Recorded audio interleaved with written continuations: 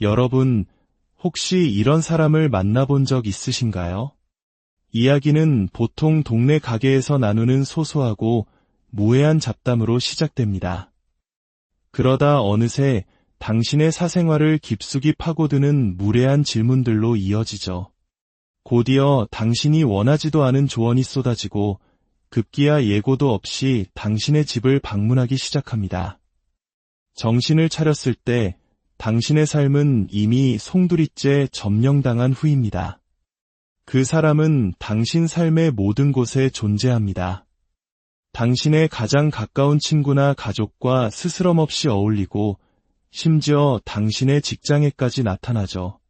그리고는 당신이 좋은 엄마가 아니라거나 잘못된 배우자라며 비난하고 꾸짖기 시작합니다.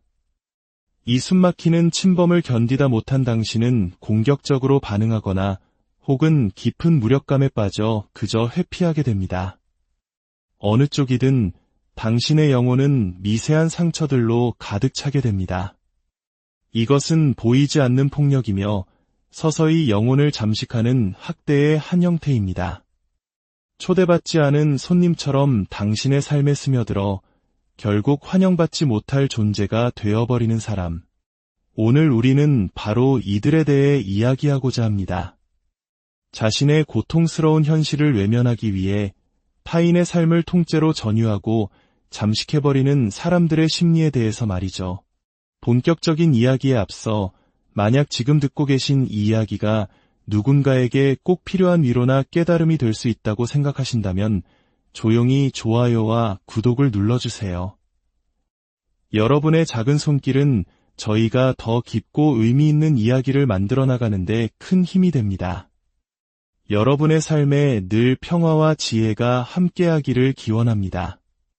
불우한 어린 시절을 보냈거나 견딜 수 없이 힘든 청소년기를 거친 사람들이 있습니다. 엮이는 가정에서 자라며 가정폭력, 배신, 언어적 공격 등을 목격한 이들, 혹은 어린 나이에 우울증과 불안, 약물 남용과 같은 어두운 터널을 지나온 이들 말입니다. 이들에게 현실은 너무나 위협적이고 숨막히며 가혹한 공간입니다. 차마 마주하고 싶지도 받아들이고 싶지도 않은 고통 그 자체이죠. 그래서 그들은 현실로부터 필사적으로 도망칩니다. 현실을 도피하는 방법은 여러 가지가 있습니다. 망상에 빠지거나 과대망상적인 자기애에 사로잡히기도 합니다. 자신의 인지 자체를 왜곡하여 현실을 자신이 원하는 모습으로 재해석하기도 하죠. 그리고 오늘 우리가 다룰 가장 교묘하고 파괴적인 도피 방식이 있습니다. 바로 다른 사람의 삶을 통째로 가로채어 자신의 삶인 것처럼 살아가는 것입니다. 이는 단순한 흉내 내기가 아닙니다. 한 사람의 존재, 정체성, 성취, 관심사, 취미, 심지어 배우자와 자녀까지 빼앗으려는 적대적 인수합병에 가깝습니다. 이 잠식의 과정은 너무나 교묘하고 은밀해서 가해자 자신조차 자신이 무슨 짓을 하고 있는지 인지하지 못하는 경우가 많습니다. 처음에는 아주 작은 틈으로 스며듭니다. 마치 빙하가 녹아내리듯 아주 천천히 거의 알아챌 수 없을 정도로 점진적으로 말이죠. 한 뼘 한 뼘 당신의 사적인 영역과 심리적 경계선을 무너뜨리며 다가옵니다.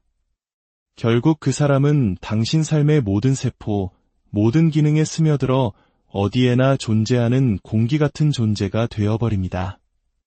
이것이 바로 스며드는 침투입니다. 고통스러운 가정 환경을 견디지 못한 아이들은 종종 집을 떠납니다. 물리적인 가출이 아니더라도 정신적으로, 심리적으로 집을 탈출합니다. 어떤 아이들은 도서관에서 대부분의 시간을 보내고 어떤 아이들은 거리에서 방황하며 약물에 빠지거나 밤거리를 헤매기도 합니다. 이들에게 거리는 위협적이고 감당할 수 없는 집을 대체하는 새로운 환경이 됩니다. 그곳은 어떤 제약도 없는 유연한 공간처럼 보입니다. 자신만의 상상 속 가족을 만들고 자신에게 맞춰진 새로운 세계를 구축할 수 있는 곳이죠. 이렇게 자신의 원래 삶과 현실을 부정하고 새로운 정체성을 급조하는 과정에서 그들의 내면에는 깊은 균열이 생깁니다. 바로 정체성 혼란입니다. 집에서의 자신과 거리에서의 자신이 너무나 다르기 때문에 그들은 마치 시계추처럼 두 개의 상반된 정체성 사이를 끊임없이 오갑니다.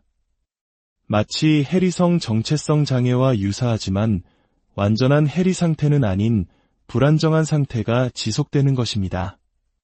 하나의 안정된 정체성에 뿌리내리지 못하기에 그들은 끊임없이 다른 대안을 찾아 헤맵니다.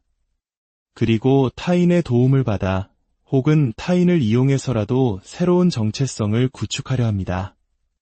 만약 상대방이 협조를 거부하면 그때부터는 교묘한 강압과 조종이 시작됩니다. 이것이 바로 평범하고 건강한 우정과 스며드는 침투를 구분하는 결정적인 차이점입니다. 그들의 친절과 이타심, 당신을 위하는 듯한 모든 행동은 사실 당신을 자신의 목적을 위한 재료로 사용하려는 지독히 이기적인 행위입니다. 그들은 당신의 가족, 배우자, 자녀, 직장, 친구관계 등 모든 것을 이용하여 자신에게 필요한 안정감, 소속감, 따뜻함을 얻으려 합니다. 당신과 당신 주변의 모든 사람들은 그들이 머릿속에서 상영하는 영화 속 배우에 불과합니다. 그들이 짜놓은 각본에 따라 움직여야 하는 소품일 뿐이죠. 그들은 타인을 생명이 없는 사물로 여기며 자신의 환상 속으로 기꺼이 참여하지 않는 사람들을 끌어들이기 위해 온갖 수단을 동원합니다. 이 과정에서 가장 강력한 무기로 사용되는 것이 바로 뒷담화입니다. 뒷담화는 사실이든 거짓이든 정보를 이용하여 특정 개인을 통제하고 지배하려는 교묘한 수단입니다. 뒷담화를 듣는 사람이든 뒷담화의 대상이 된 사람이든 모두 그 영향력 아래 놓이게 되죠. 평판에 흠집을 내고 수치심을 유발하며 사회적으로 고립시키는 강력한 무기인 것입니다. 침투자는 이 뒷담화라는 바이러스를 통해 당신의 삶이라는 몸에 침투합니다. 그리고는 당신의 삶 속에 기생하며 자신의 새로운 삶을 구축하고 새로운 가족을 전유하며 새로운 정체성을 획득합니다. 뒷담화는 곧 병적인 오지랖으로 발전합니다. 오지랖이 넓은 사람은 타인의 일을 자신의 일처럼 여기며 끊임없이 간섭합니다. 멋대로 판단하고 비판하고 조언하며 조종하려 들죠. 그들은 나타났다 사라지기를 반복하며 당신 삶의 모든 곳에 존재하지만 정작 어디에도 속해 있지 않습니다. 마치 유령처럼 분위기처럼 당신 곁을 맴돌며 당신의 모든 것을 알아내려 합니다. 그들은 당신의 삶을 실험실의 쥐처럼 여기고 당신을 연구 대상으로 삼는 냉혹한 과학자와도 같습니다. 이 모든 불쾌하고 위협적인 행동들의 이면에는 단 하나의 절박한 욕망이 숨어 있습니다. 바로 대체 가족을 찾으려는 처절한 몸부림입니다. 소속감, 인정, 사랑, 공감, 그리고 최소한의 관심이라도 얻고 싶다는 갈망이죠. 이 갈망은 너무나 강력해서 그들은 대상을 가리지 않습니다. 누구의 가족이든 누구의 삶이든 상관없습니다. 그저 자신의 필요를 채워줄 수 있다면 누구에게든 침투하여 모든 경계와 규칙을 무너뜨립니다.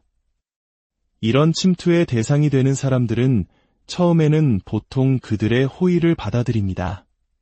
좋은 사람이 되고 싶거나 친절하게 대해야 한다는 생각 때문이죠. 혹은 그들의 침투가 자신에게 어떤 이익을 가져다 줄 것이라 착각하기도 합니다. 하지만 서서히 깨닫게 됩니다. 자신의 삶이 없어졌다는 것을, 모든 것을 미세하게 조종당하고 통제당하고 있다는 사실을 말이죠. 스스로 어떤 결정도 내릴 수 없게 되고 주변 사람들은 납치라도 당한 듯 그들에게 조종당합니다. 자녀들은 등을 돌리고 배우자는 의심과 편집증에 시달리게 됩니다. 결국 이 관계는 파국으로 치닫습니다. 침략은 언제나 적대적인 결말을 맞이하게 되죠. 피해자들은 반격하고 침투자는 결국 쫓겨나게 됩니다. 하지만 피해는 고스란히 남습니다. 깊은 상처와 불신, 끔찍한 기억들이 남겨집니다. 침투자가 남긴 그림자는 오래도록 삶에 어른거립니다. 한번 오염된 삶은 결코 예전과 같을 수 없습니다. 이것 또한 명백한 학대가 남긴 흉터입니다. 그러니 다음에 누군가 당신에게 다가와 자신은 공감 능력이 뛰어나고 친절하며 오직 당신의 행복만을 바란다고 말할 때, 당신을 위해 기꺼이 무언가를 해주겠다고 자원할 때, 당신의 배우자나 자녀와 금세 친해지고 직장에까지 찾아와 호의를 베풀 때 아주 신중하게 살펴보십시오. 그것은 당신의 성벽 안으로 들어오려는 거대한 트로이의 목마일 수 있습니다. 당신은 내부로부터 정복당하고 속이 텅 비어버린 채 버려질 수 있습니다. 그들은 자신의 삶도 현실도 없는 사람들이기에 당신의 삶과 현실을 훔쳐서라도 살아가려 하기 때문입니다. 그들은 당신의 모든 것을 빼앗아 바로 당신이